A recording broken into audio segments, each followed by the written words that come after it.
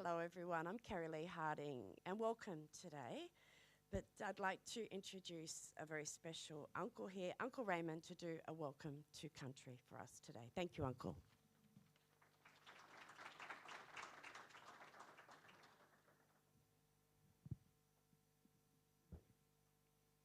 Look, thank you, Kerry Lee.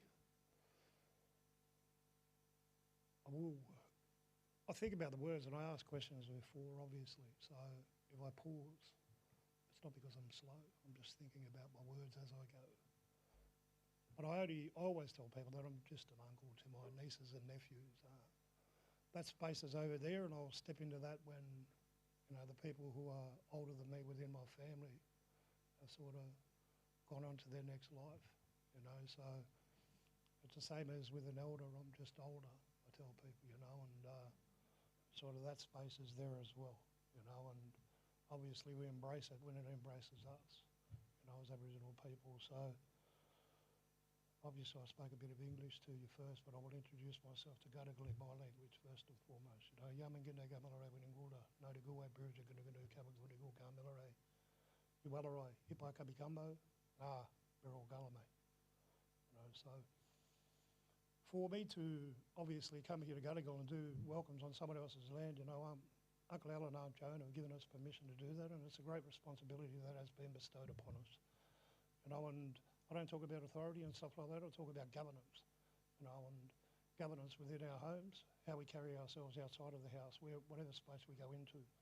It's most important. And for me, I like to give people a tiny bit of history of me, because we all take singular journeys in life, but we work in collective environments, and the way of collectivism that was started here in this country first and foremost. As I said to Kerry Lee before we started, we're the oldest talkers on the planet, so it's not too hard just to have a yarn to people before we get into what we have to. So I was born in a very small town. There was 350 people there still today, back in 1971, and my parents, they made a very conscious decision to come here to Sydney, Warrung, to get an education. It's mainly agribusiness where I come from, cotton and wheat, sorghum, chickpeas. There's not a whole lot of infrastructure there, in Collie and that. It's west of Moree, lots of there, where my family do live, still today. But sort of in towns where I worked up there, because I used to go home and do the harvest, because working on country, it sort of filled my spirit for the 6 months of football, rugby league that I played down here. I'm talking about after I left school now in 88. I did what my parents wanted me to do, but I worked at Social Security for a little while. I knew after 7 months that it wasn't for me, and my younger brother Ralph, he's been there for 32 years, so it was for him. It was one of those conversations that took me 5 months to have with my mother, where I had to find the right time and make sure that she was in a good mood. She grew up on Moree Mission, and I was hard, but she was hard too, but she sort of obviously thought outside of herself in regards to a community, and everything that she did and wanted to do with her life. At 23 years old, she left us, so she was only 47, very young. But the conversation went a whole lot better than what I thought. I walked out of a room without a sore ass, and the words that she said back then still resonate today in regards to, community, family, everything that entails being a blackfellow, So I fluffed around for a good while, when I sort of did the harvest. My brother-in-law was a plumber up there, so I used to dig holes, and up until 2 years ago, I tell people that the two best workmates I ever had were a shovel and a mattock, because they never argued and they did exactly what I wanted them to do during the day. And if you think of 45 in the shade, you want to dig that trench as quick as you can to get something, So after we got through the initial blisters and then calluses, we were okay, and I sort of did that till I was about 35, 38, and then I came back here and I did a bit of concreting. I met my wife, I was coaching rugby league at Redfern All Blacks, and she was the manager there and I was a coach, and I always tell people now that she used to manage our footy team, now she manages our life, and she's, second to none, with that, and I'll say when she's in the room as well, So we have 5 daughters together. So they're 12, 11, 10, 8 and 6. You know, I had one before who's 31, 6 kids, and she had 2. So obviously we have 8 kids together. You know, so we have a saying in our house, and I'm sure a lot of you have heard it, you know, that we can't be what we can't see. You know, and getting up out of the house, you know, as I did this morning to drive my oldest one, the 12-year-old, to Meadow Sports High for netball training. That happens every Tuesday. You know, get her out of bed at 5:45, you know, in the car by 6 o'clock, depending on how long it takes her to do her hair and whatever else she does. But we got there, you know, and getting that routine going. Education is the most important part of that. A language, a culture, a song, dance, story, ceremony. You know, so she lives a holistic life. You know, for me to, as I said, it's an honour and a privilege to come and do this on behalf of Metro Land Council. You see, when they wrote up the land rights act back in 1983, my mother and Nathan Moran, the CEO there, they both worked at the Department of Aboriginal Affairs. It was only just over where Barangaroo is now. We're building 1, 2 and 3, sort of on the other side of there. That's where it used to be. Yvonne Weldon, her mum, Anne, my mum used to work with them at the Black Theatre. Now, if anyone knows the Black Theatre, you know, that's where they would have shows with Bob Mazza, you know, all of the bands would come there. No Fixed Address, Us Mob, they would all play there. We lived next door in the hostel, you know, and we used to sneak through the window and go in there and sort of get a rouse and to get out. But, you know, we would go and see these 5 amazing women who were working for the Aboriginal Children's Service: Nolene Lever, Jenny Munro, Auntie Isabel Coe, Anne Weldon and my mum. You know, they were advocating back then, you know, so we sort of had those examples in and around us at a very young age. You know, and Nathan's daughter and my daughter, they still play footy together today, so it's become a generational relationship in regards to empowerment and uplifting our people, you know, those in and around us. For me, it took a bit longer, you know, so I went back to university and got a trauma counselling degree, you know, so that I could help my mum. That's what I am primarily. You know, I work at the Rainbow Lodge, where I help men transition out of prison. You know, that's what I do every day. I sort of wanted to do this here primarily. I used to do the smoke-ins because I believe that smoking lead heals it, and it heals every single person on it. You know, and that's our obligation to look after every single person, you know, in this country now. As blackfellas, that's with cultural teachings, you know, that I've had through Diri Agama Outlaw as Gomeroi people. You know, and I want to acknowledge, you know, the minister and everybody else that's in the room to come here today, because sometimes the roadbacks are the same thing. You know, they take you somewhere, you know, where you are singing a song while you're doing that. You know, and if you enjoy your work, you sing songs inside your head, you don't even know that you're doing it to make the day go longer or quicker. You know, so I was talking outside, you know, and I said that digital age, we live in it now.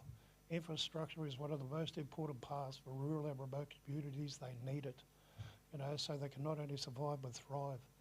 You know, I said when I was outside that having a consultation, if you're going to travel 500 kilometres and you can't do that because your mobility may not be the best, or you may not have a car, you may not have petrol to put in that car, then doing it on a Zoom with a doctor, it would be a relieving thing for you to not have to leave your community to do that.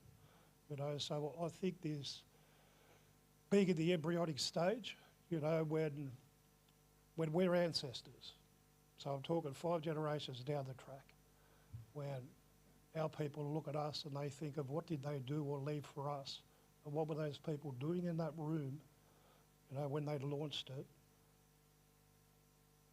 how are we benefiting from it now? You know, and I think that's where we have that foresight to think of that, because we don't only think of our past, we also think of the present and what's going to happen in the future. You know, and I've asked that question over the last couple of weeks. You know, when obviously in the future they'll probably just be able to press something here and it'll come up. You know, they won't have to stick a flash drive in or do that. It'll just be sort of in front of them. You know, and they'll read about, you know, let's say Che or the minister, you know, what did she or he do, you know, that left a legacy for me to live, breathe and work every single day in my community. You know, and I think that has to be very prevalent in our thinking in regards to how we do things outside of ourselves. Because most importantly, that's what culture does, I believe. It's the externalisation of our feelings on how we make other people feel in what we do with our lives. You know, so that's why I do the work that I do, because this empowerment happens every day in everybody's lives. You know, so the permissions that I've been given here, you know, they haven't sort of come in the last couple of years when I reached out to Metro. I've known those people all my life. You know, and I sat with people here who, we had songlines that came here, Goobri, you know, to this country. And one of the fellas who did the Dharawal Aboriginal language here, the dictionary, he passed away a couple of years ago, the brother, and I grew with him as a young man. You know, we used to teach at Pebbleboy, the high school in Newtown, when they had that up and running. You know, so he was one of the most humble fellas and open to learning and just walking around on Dirrummit, you know, the Hawkes River out of Richmond, or even the Tuckaroa, you know, the Georges River, you know, the proper name for it, you know, and the Yadai, you know, out at Nepean, out of Penrith. We used to walk along there and look at trees and the plant life, the way the soil changed, so that it would give us a better understanding, you know, where we were standing together. People from 10 generations ago, when my people came here, you know, so that we did that with his ancestors as well. You know, so for me to come and do it, as I said, it's an honour and a privilege, you know, and I thank you all for, I didn't say any dad jokes today. I thought it wasn't appropriate. I usually do chuck a few in because I'm a dad of 8 and a grandfather of 6, and I tell people that I have a whole garage full of them, you know, and I've got a good friend who we have pun wars to see who can outdo each other, you know, because I always tell him that laughing's better than crying, you know, so I want to welcome you, you know, to Gadigal on behalf of the Metropolitan Local Aboriginal Land Council, their board and their members. Now, Gadigal's only one of 29 clan groups here. Now, if you think of the NBN and all that infrastructure that you're going to do, they had an interconnectedness with each other. They lived a symbiotic lifestyle where they benefited each other. You know, not only the land, the water, plants, animals, but most importantly, each other. You know, so when we build this, or when you guys do, because I still be counselling here in Sydney, I do what I do. Played a bit of netball and a bit of cricket on the weekend. For Redford All Blacks, 20 years this year, I just want to put it out there. And 7 for 17 a couple of weeks ago. But, you know, it's fantastic to come here, you know, to do these, because they're not tokenistic gestures. And I usually start off, and I did one for Bangarra Dance Centre the other day where Ernie Dingo was there. And I said, you did invent it 30 years ago, did you, Unc? And he said, no. Because it's like me, and I'll equate it in a way where if I came over to your house and I just walked in there without knocking on the door, then it's very disrespectful. You're more than likely, I'm 190 centimetres and I'm a black fella, so you'll probably ring the police. You know, and we had that respect for each other. Whereas the Wangul that are just over there, they wouldn't have walked onto Gadigals without being welcomed. Let's go and do ceremony. You know, and that's how it happened. It still happens that way. Obviously, we have roads and highways that cross over, but when I drove here this morning and I came across the Tuckaroa, the Georges, Guliari, Cooks River, I knew where I was. I always acknowledge that and say Yama, whether it's in here or here verbally. You know, so I want to thank you all for listening so attentively, and as Elvis said, I'm going to leave the building now. Thank you.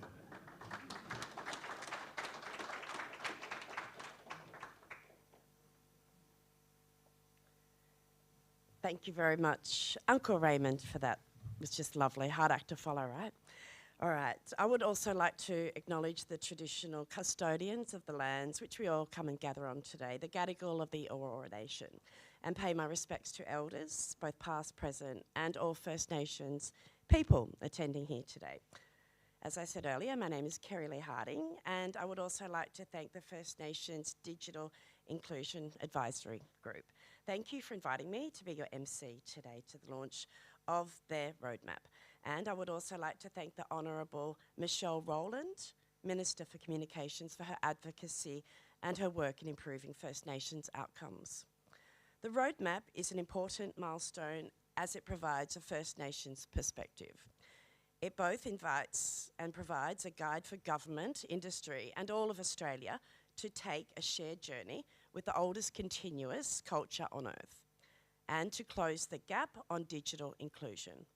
The term digital inclusion, it's not just about connectivity, technology, hardware, apps, and getting people to use online services. It's all about connecting and empowering First Nations people so they can have access to information and services to make informed decision making regarding their own lives. And it is about ensuring First Nations people have the opportunities and the tools to achieve their aspirations. So the internet has moved on from the early days where it was considered a luxury or purely the realm of tech enthusiasts, really. It is now an essential part of our lives, an essential piece of technology for people to work, learn, and access essential services and keep in touch with our loved ones, watch our favourite shows, of course, and support our local sporting teams. We can frame digital inclusion as a human rights issue, best reflected in the UN Declaration of Human Rights, Article 27, which states that everyone has the right freely to participate in the cultural life of the community, to enjoy the arts and to share in significant advancement and its benefits. This reflects a more holistic view of what digital inclusion really means. We tend to focus too much on the technology, but in the end, this is a human issue. It combines both science and arts, the individual experience, and the wider community and culture. Closing the gap on digital inclusion means all Australians can celebrate and be proud of First Nations culture and to see it as part of Australia's history. It supports us to all enjoy the stories that First Nations people have to share, the songs we sing and benefits that come from the innovations we create. It allows First Nations people to be seen and heard and also to create our own part in this growing digital ecosystem that is uniquely our own. It also allows all Australians to be really proud of all their different individual cultures that make up our country and to be reminded of our beautiful shared humanity. I would like to thank everyone for attending here today, both in person and also online. And now invite the Honourable Michelle Rowland, Minister for Communications, to the stand.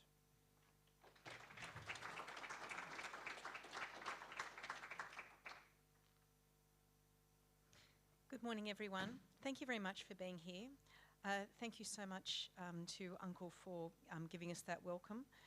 He, in fact, gave an eloquent description of the internet as a network of networks, which I enjoyed hearing. But I do also extend my acknowledgement to the Gadigal people of the Eora Nation and pay my respect to Elders past, present and emerging. I want to say this to the advisory group and to everyone who's participated in this process. I came into this journey not knowing where it would go, but I want to say thank you for teaching me. I've learned a lot.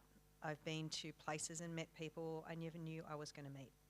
From far north Queensland to Darwin to Belliyuan to Port Augusta. And not only have I learnt, I've learnt how to argue hard. A lot of these recommendations, they do need government intervention. And it has been an absolute honour to be able to make fierce arguments in rooms where hard decisions are made because they are for a really important, not only noble, but an economically and socially sound cause. So firstly, I'd like to say my thanks to you, our co-chairs, Dot West and Dr. Lyndon Orman-Parker, and to all the members of the advisory group. Your leadership on First Nations inclusion is absolutely commendable. This is the culmination of nearly 2 years of hard work, intellect, passion, and really deep commitment. It's a serious piece of work, and I take it seriously. It offers a blueprint for government and industry, and I acknowledge industry participants who are here, to not only work towards closing the digital divide for First Nations Australian, but to support digital innovation and excellence. Digital connectivity is essential for all Australians, regardless of where they live or what they earn. And the Albanese government is bridging the digital divide for First Nations communities, which we know often remain some of Australia's most digitally isolated. For remote communities, reliable and affordable connectivity is an absolute game changer. It means access to services like health and also online learning. And I note that around half of the recommendations here go to issues of cost of living. And they not only go to the need for government to intervene, but they're about fundamental structural changes, not only subsidies, but also the systemic impact of cost of living pressures on particular peoples. Digital connectivity really does have so many benefits, and it's why I'm so passionate about the transformative power of ICT. It gives connection with family, community and country, and the ability to share culture and perspectives. I was talking about something I learned, and I remember being in Port Augusta and listening to some elders, and we were talking about social media, and I thought they were going to be very negative about it. But again, it just showed me how much I needed to open myself to other people's perspectives, because they said, no, this is great. This is connecting otherwise isolated kids in our community, but it's also helping to keep our stories alive. These are creative people, they're recording it, they're making accessible videos, they're sharing them. And just to have that understanding really opened up a whole new perspective for me. So what that does is it can foster self-determination. It fosters empowerment of First Nations Australians to make informed choices about their lives and their communities. They help to preserve language, as I said, to share cultural knowledge and create valuable resources for future generations. You know, we've got some of the highest rates of internet uptake in the world here in Australia, but of course there is a significant and persistent gap for First Nations people, and that doesn't need to be the case. It's important that we have data to show this, and we know that there's a 7.5-point gap in digital inclusion between Indigenous and non-Indigenous people, according to the Australian Digital Inclusion Index.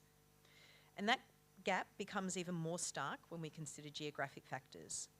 For those living in remote areas, the gap increases from 7.5 to more than 25 points. And this digital divide stymies many First Nations Australians from fully participating in our democracy, socially and economically as well. So in January last year, when we established the First Nations Digital Inclusion Advisory Group, it was to provide advice to government on how we would work towards equal levels of digital inclusion by 2026. A hard task given then when we came to government, opened the cupboard and had to have a really close think about how we were going to get on this journey. But what this roadmap does is it builds on the advisory group's initial report to government, the First Nations Digital Inclusion Plan, and priority reforms in the National Agreement on Closing the Gap, which is that Target 17. Now, I'm pleased to say the roadmap is consolidating some work that's already underway, but it does point to what more we can do to close the digital divide. And importantly, it reflects the experiences of First Nations peoples and communities. It's been informed by extensive stakeholder consultation and community engagement with people who live the reality of limited online access. The advisory group heard about what communities want from improved connectivities, what challenges they face, and what potential solutions may look like. They heard about how First Nations communities engage with and access the internet, and what skills they need to be effective and also safe online. The principle of engagement is embedded in this roadmap. And as we begin to enact change, we will work closely with communities to ensure that it reflects local needs. For example, we strive for place-based approaches, not a one-size-fits-all. And I think you'll see that in terms of the community Wi-Fi programs, which the government is proudly funding. It means not advancing one solution, but helping communities understand their options so they can pick what best suits their needs. And importantly, this roadmap isn't just one for the Australian government. There is a role for the federal government alongside our state and territory counterparts, but it's also about working with industry and community associations. Connectivity isn't an end in itself. The content and information shared online connects people, it reflects our national identity, and it tells our stories.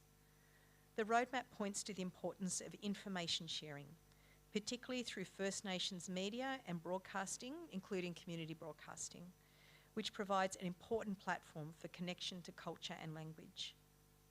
Now, within my portfolio, there are a number of important pieces of work underway, including the Community Broadcasting Sector Sustainability Review. This has been considering funding, the legislative and regulatory issues, and how they impact community broadcasting. And First Nations funding and licensing is one of those priority areas. The Remote and Regional Television Transmission and Reception Audit, meanwhile, has been working to identify and quantify gaps and deficiencies in television transmission infrastructure in remote and regional Australia, including First Nations communities. Now, it's important to acknowledge the roadmap represents one piece of how to bridge the digital divide in this country, but it's an important milestone. There is still more practical action for government and industry to enact. As I mentioned earlier this year, based on the advisory group's initial report, the Albanese government provided $68 million to support First Nations digital inclusion, and that included $20 million for the First Nations Community Wi-Fi program. This is about getting free and reliable broadband access into communities across remote Australia and also improving mobile coverage as well. Today, I'm pleased to announce that free Wi-Fi has been activated in 15 communities across the Northern Territory, South Australia, Queensland and Western Australia. Locals and visitors to these towns can now enjoy free and reliable broadband access in their community spaces, and we're seeing a really positive response. More than 4,500 devices have connected to Wi-Fi networks using data to stream video, to access online banking, social media and government services. As just one example of the difference this is making, for the first time, Gangan residents in Arnhem Land could participate in Lanapoi, Homeland's Aboriginal Corporation AGM virtually, without having to drive the 400-kilometre round trip over a rugged and unpaved road. Free community Wi-Fi is creating connection for our most remote communities. The program uses the NBN Sky Muster Plus premium satellite service with tailored broadband solutions developed in partnership with individual communities to meet their needs. It's improving access to information and services and providing those opportunities for education and training, jobs, employment and growth. In total, 23 communities across remote Australia have accepted the offer of free community Wi-Fi, and more of these are coming online in the coming months. My department has also launched an online project notice board where suggestions for potential new projects and locations can be made, and I encourage you to check that out. The advisory group's initial report to our government helped to inform the First Nations Community Wi-Fi program, a First Nations digital support hub, and a network of digital mentors. And I'm also pleased to announce that RMIT has been awarded a $6 million grant for the First Nations data collection program. This work will continue to provide a more robust measure of the national digital inclusion gap. It will help us to better understand the current state of play, to develop fit-for-purpose policy and programs, and progress work towards closing the digital divide. The Albanese government's investment in First Nations digital inclusion is a reflection of our commitment in this area. In closing, I just want to reiterate how important digital connection and skills are to be able to fully participate in our modern society. This is a big week for digital inclusion. I expect to be shortly receiving the report of the Independent Regional Telecommunications Review, which I know has worked closely with FINDIAG, and I really appreciate you doing that. We have been progressing, even before that review has been handed down, progressing reforms in this area, but there is much more to do. But what your roadmap does, it provides a way forward, not only for narrowing the digital divide, but supporting First Nations people to be innovative and to thrive online. So thank you to the advisory group for your commitment to progress this important work. I particularly want to thank individuals from my department who have so earnestly and so passionately supported the group. Natalie, Jason, David and Peter. And I would like to give a particular shout out to Matt Healy from my office, who behind the scenes has worked very hard to establish allegiances across ministerial offices to help get results, and his predecessor who is here, Dan Lloyd, who operated in that role. I look forward to your presentation and discussion, co-chairs. And of course, I commit to you that we will carefully consider all of your recommendations and work closely with you to keep improving digital inclusion in the areas of access, affordability and digital ability. Thank you very much.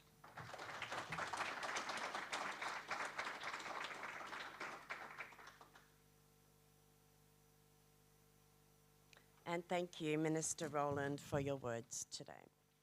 I would like to now call upon the co-chairs of the advisory group to discuss the roadmap and take questions from our audience. That's you, Mob. Thank you. Thank you, Todd. Which way? Don't just sit there, Lyndon. Before I begin, though, I'd like to thank Creative Australia, Francesca, Joe and Adrian for hosting us today. And thank you to Kerry Lee for agreeing to MC today's launch. I would also like to thank Raymond Weatherall for that warm welcome to country. I too would like to acknowledge the traditional custodians on the lands which we all gather today, the Gadigal people of the Eora Nation, and pay my respects to elders past and present, as well as First Nations people attending today, both in person and online. I pay my respects to country and seas across this great nation we now call Australia. And welcome you all for joining us here today in person. We'd also like to thank the Honourable Michelle Rowland, Minister for Communications, for your continued support and for speaking with us this morning. Thank you very much. Your leadership in this space couldn't have gotten anywhere, you know, really. So we really appreciate your advocacy and leadership for digital inclusion. Anyway, I'm Dot West. I'm a Noongar woman from the southwest of Western Australia, long way from home, and co-chair of the First Nations Digital Inclusion Advisory Group, alongside Associate Professor Linda Norman-Parker. I'd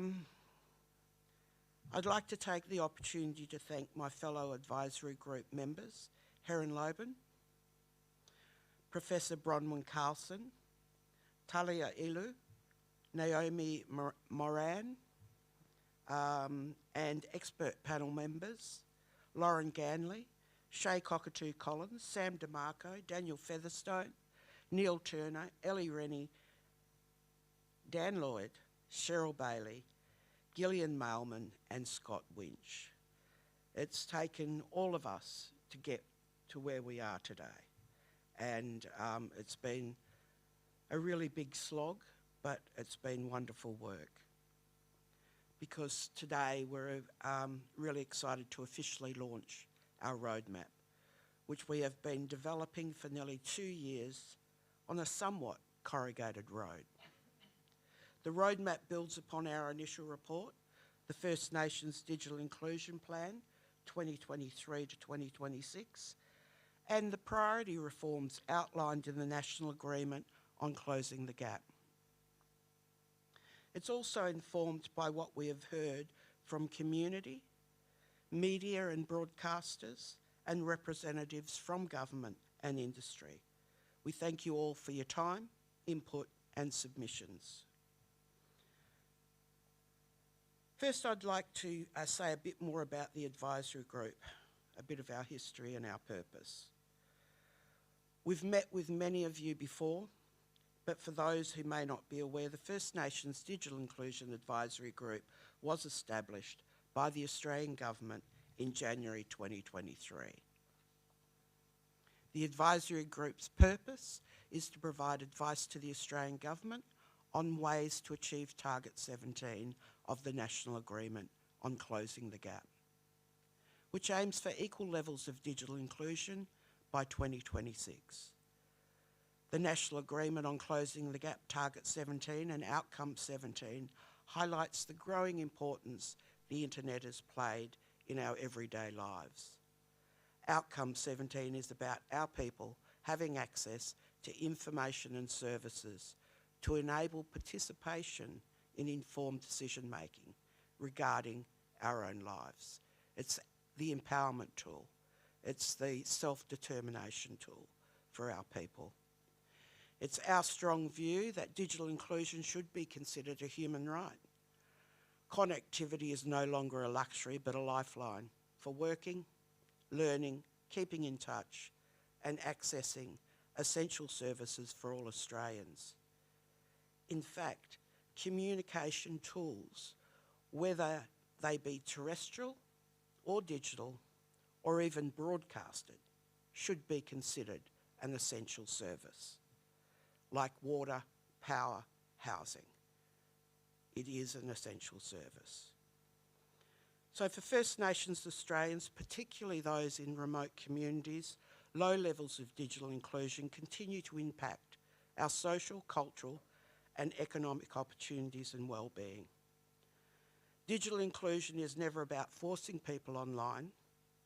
It's not about taking away services that people rely on, but about ensuring all First Nations people, no matter where they live or what their circumstances are, they can access services on a platform that is most accessible, safe, convenient for them and suits their needs. The First Nations Digital Inclusion Roadmap is about how all levels of government, the telecommunications industry, First Nations media and broadcasting, as well as other sectors like health and education and community organisations can all work together. It's a shared journey towards Target 17, moving from closing the gap to innovation and excellence. Although our roadmap has many recommendations, it reflects the fact that different First Nations communities are at different stages of their digital inclusion journey. We understand that different jurisdictions, industries and First Nations communities have implemented their own innovative approaches. The recommendations outlined in the roadmap speak to the different levels of action required to improve digital inclusion for all First Nations Australians, no matter where they are on this journey. Our roadmap recommendations fall under two main concepts: digital inclusion itself and the provision of services for digital inclusion. Under digital inclusion, there are the three components identified in the ADII methodology: access, affordability and digital ability. These three components make up the consumer side of digital inclusion, such as the ability to access appropriate devices and connectivity, the ability to afford to get online, and having the required digital ability to get online safely. On the other side is the provision of services for digital inclusion, which includes the components of availability, which relates to infrastructure and coverage, access to information, media and news, along with data. The recommendations in the roadmap, which speak to the provision of services, focuses on the aspects of digital inclusion that go beyond experiences of getting connected at the individual level. It's about knowing what is out there. This includes addressing infrastructure, access to culturally appropriate and relevant media and information, and ensuring that government, industry and community have the required data to inform fit-for-purpose product design and program development. This is in line with the principles of Indigenous data sovereignty. We see the distinction between these two concepts as important and note that successful measures to address digital inclusion must consider both sides of the picture. If we look at digital inclusion through these two concepts, we can see whether the solution is simply generating awareness, directing people to resources that they are unaware of, or simply knowing what is out there. And if there's no suitable solution, then forming a genuine partnership with First Nations communities to build one together is essential. I'm going to have a rest and pass it on to Lyndon.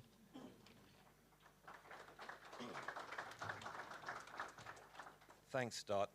And as the advisory group, we speak as First Nations people, but we can't speak on behalf of all First Nations peoples and communities.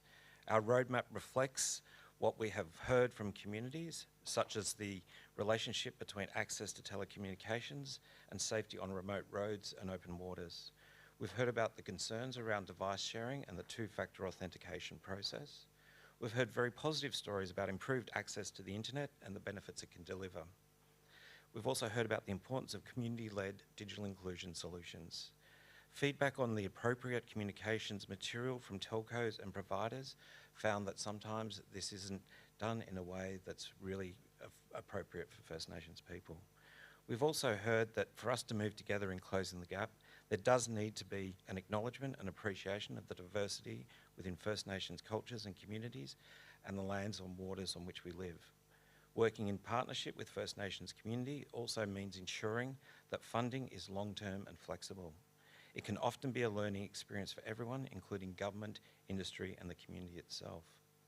Empowering First Nations people so that they can make informed decisions about their lives and their communities will lead to a higher chance of success. Focusing on individual preferences vastly improves the chance of success. Ensuring that First Nations people have the opportunity to take advantage of all the opportunities that digital inclusion offer, whether in terms of on-country employment, being at the forefront of digital innovation, or simply connecting online with family and friends. Moving away from that we know best approach by simply asking communities what works for you. Government and industry might have the solution, but might not be aware of the individual preferences and the individual needs of First Nations communities. Equally, communities may not be aware of the solutions available to them. We've also heard that programs implemented in communities will be the most effective when the community is in the process of the co-design, similar to what we've been seeing with NBN and the Wi-Fi rollout. This includes supporting programs once people go online for online safety, digital literacy and digital connectivity. We know that our communities are disproportionately affected by many online harms, so supporting First Nations people to be able to get online safely and from a place-based approach is vital. If there is one certainty with technology, is that it's constantly evolving and changing. But being too prescriptive or focused on specific technologies and not the outcome means communities might forever be playing catch-up. The rapidly changing nature of digital technologies also means we need to be forward-thinking in ensuring our communities have the foundation to adapt and take advantages of new innovation. We should not focus on the latest and greatest because older technologies have proven their worth and are often able to provide valuable safety net in the community and should be continued and maintained, such as the free community Wi-Fi payphones. Our recommendations also take into account Priority Reform 1, which is about formal partnerships and shared decision making, and Priority Reform 3, which is the need to transform government organisations. Improving First Nations representation across industry and government allow us to take part in the decision making processes. This reduces the risk that language and data is not misrepresented, and more importantly, it builds genuine connection and positive relationships across all areas. This increases the chance of success for any program, not just in the realm of digital inclusion, but across all areas and a catalyst for positive change. A connected and digitally included First Nations community and business sector means employees can apply and develop their digital skills and help their business grow. In parallel, a digitally included community ensures a strong workforce to provide valuable skills and knowledge. These benefits can flow on country employment, improved business networks, stronger presentations, greater cultural awareness and increased opportunity for all. Thanks, Dot.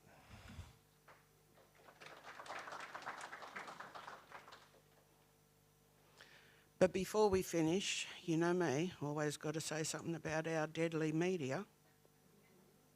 And we really acknowledge the importance of First Nations media and broadcasting sector and the vital role they play to help achieve Target 17 and Outcome 17. First Nations media and broadcasters provide awareness and information to our communities, as well as protecting and promoting individual First Nations languages and cultures. We've advocated strongly to government about the important role our media plays in providing our communities with targeted and culturally appropriate messaging.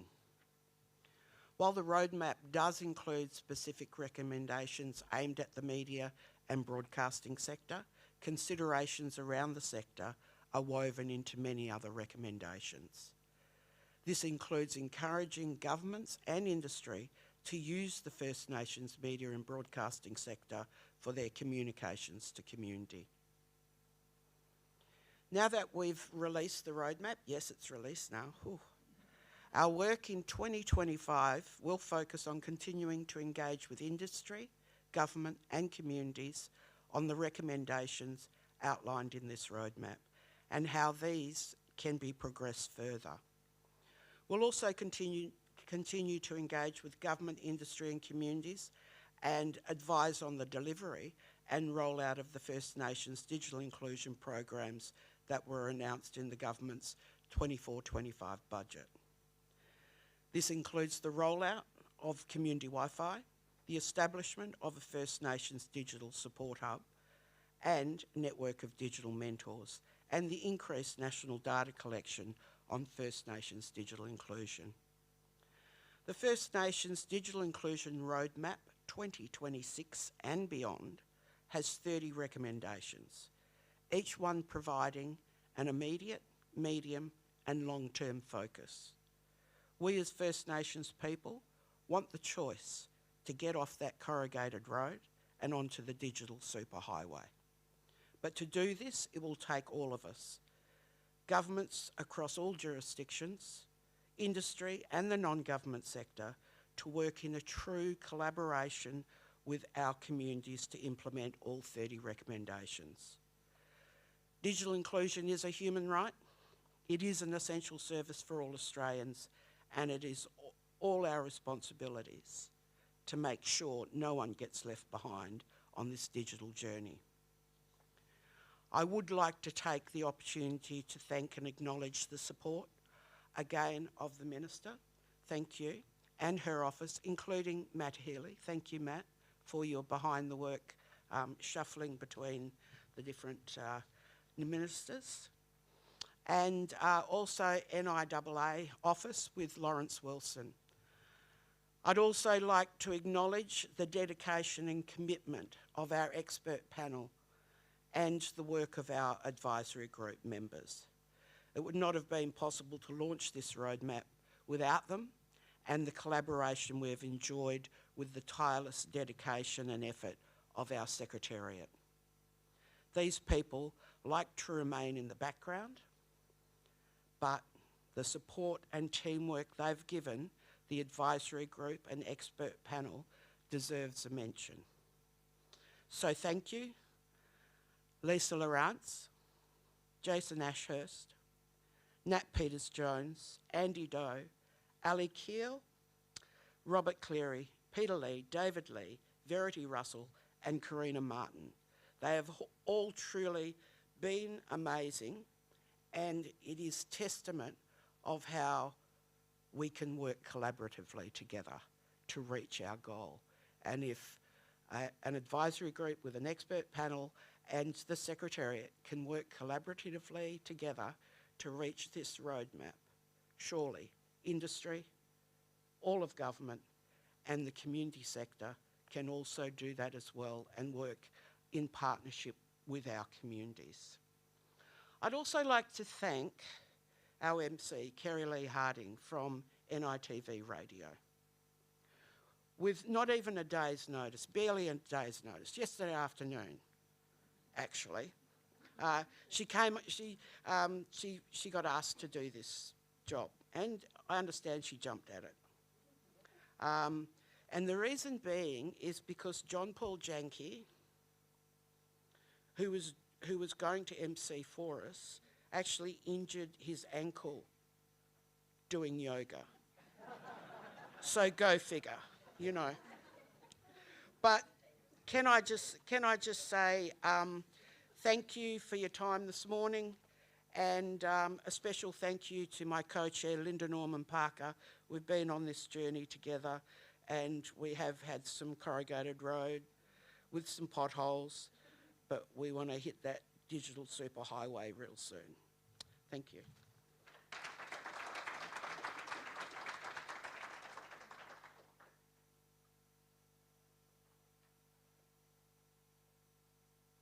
Thank you so much, co-chairs, Dot, for your lovely words. Thank you so much. I just wanted to also add, this is not on the script, we're going off script. Cherbourg Aboriginal Shire Council is here. We have Cherbourg Aboriginal Radio that I'm really proud. My cousin Chrissy Bond runs that radio station, a first Aboriginal woman to do so. So, yay, go Chrissy. Go Cherbourg. Thank you very much. All right, back to script. Of course, alongside, of course, the wonderful co-chairs we have here today. We thank them for their inspiring words they shared with us. We also welcome Lauren Ganley and Shay Cockatoo Collins, who are also members of the Advisory Group's Digital Inclusion Expert Panel. And before we actually go and take questions from your mob today through Slido here, I have a question as well, which I want to ask. So this roadmap is a huge piece of work that really brings together experts from right across industry, government, and non-for-profit organisations from across the country as well. But for the person on the ground, how do you actually see this roadmap improving their lives? And I'll just leave this open to for you to pass the mic. Dot, please. Thank you. Basically, there's infrastructure that isn't even out there for a lot of communities. So it's about being able to inform government, all jurisdictions, as well as industry, of what solutions could be arrived at. But it's also a roadmap. It's not just a roadmap just for government and industry and community orgs. It's also a roadmap for communities themselves, so that they're able to get access to information on what they may need and how they may get it. So it's a roadmap for all to be able to ensure that there is digital inclusion in 2026 and beyond. Thank you, Dot. Now I'm just going to turn to our Slido question. Thank you. And can you speak more to the recommendations relating to First Nations media, please? Okay, the recommendations to First Nations media. First up, it's about how First Nations media actually is pivotal to being able to achieve Outcome 17, and that's being able to provide services and information to our people to make informed decisions about their own lives. There are recommendations within the roadmap, and also I'd like to add that our interim report is also still very much live, like the roadmap. So it's about being able to have a look at both those documents. But one of the components is trying to get government and industry to utilise our media better, so that we're able to create targeted messaging in our communities. Often we might get messages created on the East Coast, but those messages don't necessarily resonate with local communities in remote Australia, for instance. So it's about being able to get those targeted messages. So that's just one of the recommendations. Thank you. Our next question is, how can we ensure that industry, we all work together, especially the telecommunications sector, in unconnected communities? There you go, industry. Thank you. Thank you. Hi, I don't know if everyone knows, but I work for Telstra, but I am a independent expert panel member as well. Yeah, so what's been wonderful about being a part of the this journey is the opportunity that's presented to bring the whole industry together, and we've had a number of roundtables over the last couple of years.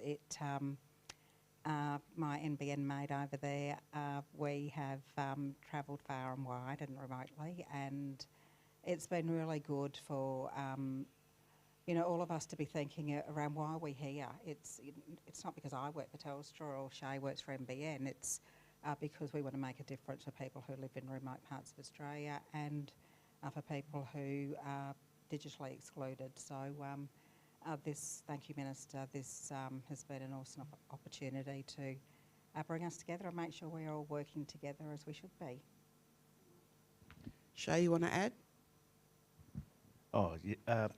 Well, yeah, it's the first time that I've been aware that the two of the big telcos were put in the room and asked to provide their contribution to Target 17 and all of the details that they're in control of. I think one major part visiting communities, even with our Sam DeMarco and our jobs at NBN is when we speak to some of those communities, they're unaware that NBN access can be from anywhere, and that's a surprise for most of those communities, if not all. So I think there's a large awareness piece also that plays its part in understanding the difference between, what everybody knows their country, but does everybody know their digital country? So that big tower up there, that's either a fixed wireless tower or that's a mobile carrier tower. When you're on your phone, it's not an NBN connection, it might be a mobile. So all of those small conversations that we've had with communities in between, it's a learning process, and we're talking about very smart, intelligent people on the ground, but this digital technology game is not forefront at the moment. What I can also say, and I recall what Minister Rowland said about a sound economic reasoning for this as well. One of the communities that we've linked with our recent program, their health centre has to obtain a doctor that lives elsewhere, pretty close to where we are now. That costs them an exorbitant amount for their budget. What this will be able to do is being included in the plan itself is make people realise, and that health centre realise, that they can cut costs, significant costs, particularly through telehealth model. And yes, I thought I might add that for discussion.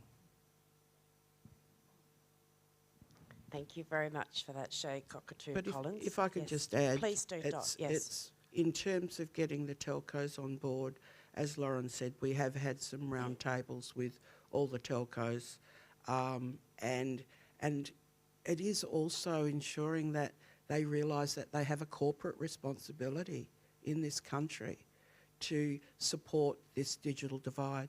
Because just think, if you can contribute to ensuring that First Nations people are connected no matter where, what you could add to the cultural fabric of this country is priceless. Thank you, Dot. Now to our next question. And what's next for the FNDI-AG now that the roadmap has been delivered? Linda? Okay, hi. So now that the roadmap's being delivered, the next step will be to have another series of roundtables with industry to really map out the role of each individual industry, the NBN, the telcos and others, and what their role is in implementing the roadmap from over the next few years, and also working with the states and territory governments and the Digital Data Ministers Meeting Forum as well, and mapping out how every state and territory can play their part. But also, again, going out to communities, and hopefully the communities will be able to use this roadmap as an advocacy tool to help build their own digital inclusion plans and to lobby telcos and others where services are needed and to put their hands up. And hopefully we also have some contestable programs coming up online over the next few months where industry and communities can reach out and apply for funding to get digitally connected. And we like that. Thank you, Linda. Now to our next question. And what is an example of key place-based solution that you came across in your engagements through your work? Thank you. Well, I think one of the place-based solutions is one that the Minister mentioned earlier, which is Gangan Community, which was not really connected at all. They had one Telstra payphone, so everyone would have to run down the road, pick up the call. So now that they've got a free community Wi-Fi mesh, it means everyone can be connected. You can make phone calls over the internet from your home, especially in the wet season when it's 35 degrees and 100% humidity. No one wants to be running down the payphone to make a call. So those practical things, which has really helped. Another positive aspect has been from our initial report, talking to industry, and Lauren might like to talk about this, was the fact that from our research with the Mapping the Digital Gap project, we found that 90% of remote Aboriginal people are on Telstra's prepaid mobile service. And we found that the original plans, they were paying the highest per gigabyte in the country. So the poorest people in the country were paying the highest.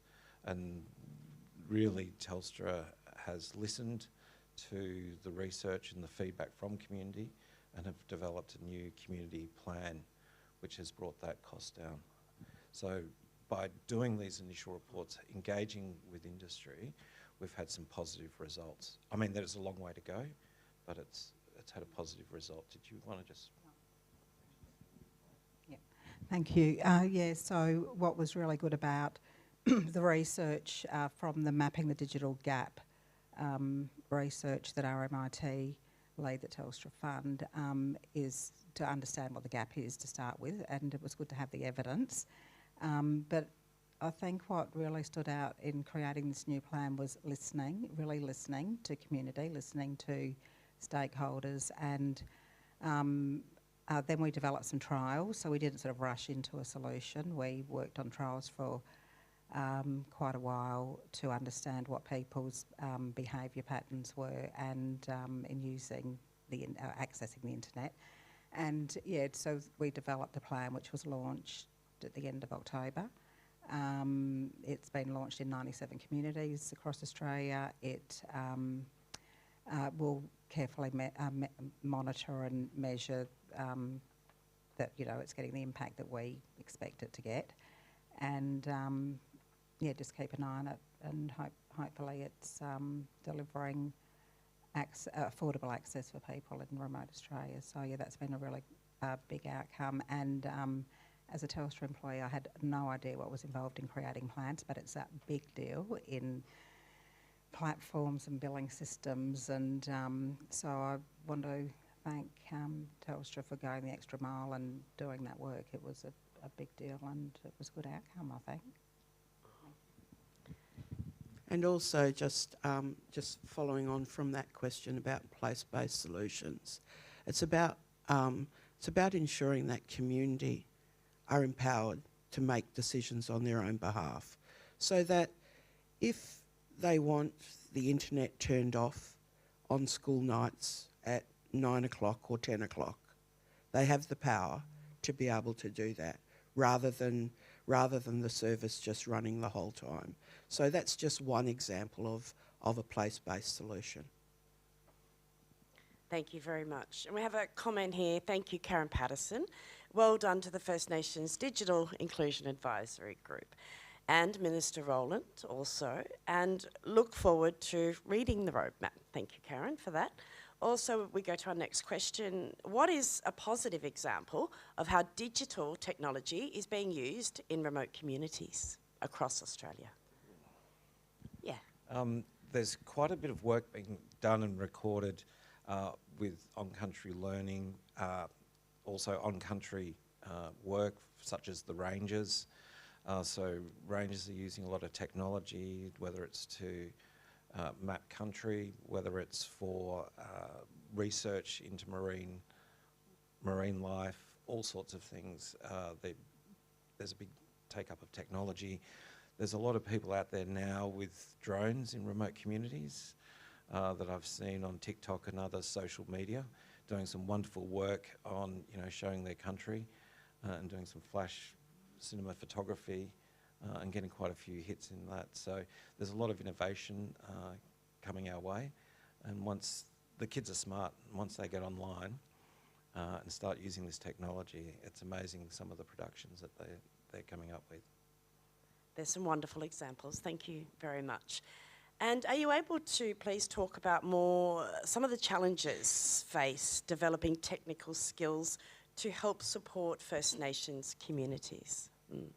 One of the things we've found in our community engagements was often the need for a dedicated person with the technological skills that could help community members. Where there is very few services in some of our smaller remote communities, there might just be the shop, the clinic, the police. When people have issues with their mobile phone, there's no technical person you can go to, and often it's those community service providers that will assist people. So there was a real need for paid digital mentors in communities. And so this is one of the new programs that the government is rolling out over the next 6 months, a digital mentors program, so that we can actually have paid people in community that work in some of these community-based organisations where their role is to get people online and get them online safely. That includes, assisting with potentially banking, Centrelink, lodging tax returns, all of the things that we find essential services that we can do often in the city, but you have an office where you can actually go in and seek assistance, but you don't have those services in remote communities. Our next question is also on technology, and how can we ensure communities get the devices they need, such as laptops for students? Okay. That's a Shay question. Shay? Oh, is it? Yeah, maybe. Well, we've got a few. We've got the device bank in our recommendations. But we've got a few. We've got Cheryl Bailey here, who's I don't know if we're able to say before the horse runs. Yes. Oh yes. Sorry, pardon me. We do have part of our NBN initiative and Minister Rowland's initiative rolling out SSBI, which is a student broadband initiative, and what that is a criteria for families with school-age students to apply in regions all over Australia, so that they have a free internet service for the duration of their schooling. And now we've got some great results, particularly in the islands, the Torres Strait Islands. So we're very happy with that, and we're happy to report on that to the Minister's office. As far as device bank goes, I might pass it over. Yeah, so what's been running at the moment, or what's soon to be running at the moment, is a trial of a device bank between NBN Co, Good Things Foundation, and Work Ventures to roll out a trial of devices. But certainly one of our major recommendations is to have a national device bank where government and industry can donate their devices and get them cleaned up and be able to distribute them back out to those communities of need for devices. So that's very much a recommendation, and we want to really see that happen, because one of the things that we learned in very early on is that there was the NBN Co, with this school student broadband initiative, so families could get free access. But then it's like, but what about families that don't even have computers or devices to work on? So then that's when NBN said, well, okay, let's trial it out in communities. So, and is a recommendation of the roadmap that we hope will get a Guernsey from everyone. Thank you. And we'll just go to our final question now. It's been a really deadly discussion. I'm learning so much on the run here. Thank you so much. The incredible work you've all done. I can't wait to read the roadmap as well. Our final question here, thank you, is what do you see as the best possible future scenarios? What initiatives and outcomes are you all most excited about? May I ask each of you very quickly, please? Thank you. Thanks. Yeah, for me, it's I've done a lot of work in remote communities, and for me, it's about everyone, you know, having affordable access to the internet, and you know, I think it was you that talked about empowerment. That when people do have access, they've got lots of choices, and yeah, so ideally, I'd love to see free access in all the remote communities. Yeah, I just want to see people have the opportunity to get connected. Thank you. Yeah, I just want to see that as well, is making sure that no matter what your circumstances, where you live, you have the choice to be connected. But not only that, I want to see this country blanketed, not just in digital ability or digital connectivity, but I want to see this country blanketed in our media. We've got 3 cities in this country that do not have their own First Nations radio station.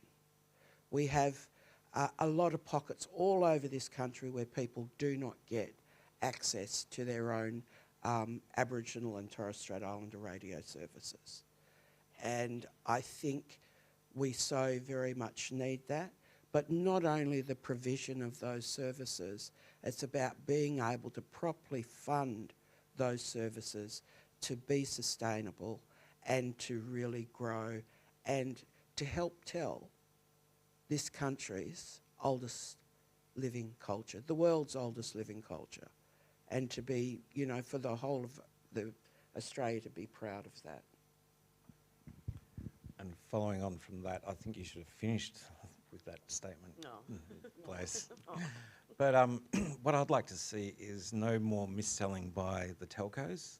I think we have learnt lessons over quite a number of years. And it was very disappointing to see another telco mis-selling to a lot of First Nations people where they didn't actually have connectivity. And one of the things I'd like to see from that, if there are any fines from the mis-selling, that those fines be directed towards digital inclusion and ensuring that First Nations people have the connectivity literacy that they need, and that sort of fine doesn't go into consolidated revenue, but it goes directly into government services to assist Australians and our disadvantaged communities to be digitally literate, so this doesn't happen again. Thank you, Shay. I think through all of our discussions with the communities that we have and the makeup of the expert panel plus the advisory group, I think what's worked to date is that everyone's contributing and going above minimum requirement, and that's outlined in a few paragraphs in the report here. And I think a continuation of that, again, I know you've been mentioned a few times, but Minister Rowland, thank you. We feel that we feel confidence in yourself and Matt and Dan prior to that, and I think what it takes then is for organisations like NBN, Telstra, our partners APN, and the other telcos, as well as the other players in broadcast, to go above minimum requirement and actually care and understand the impact that we can make and that will be made by working together. Thank you very much.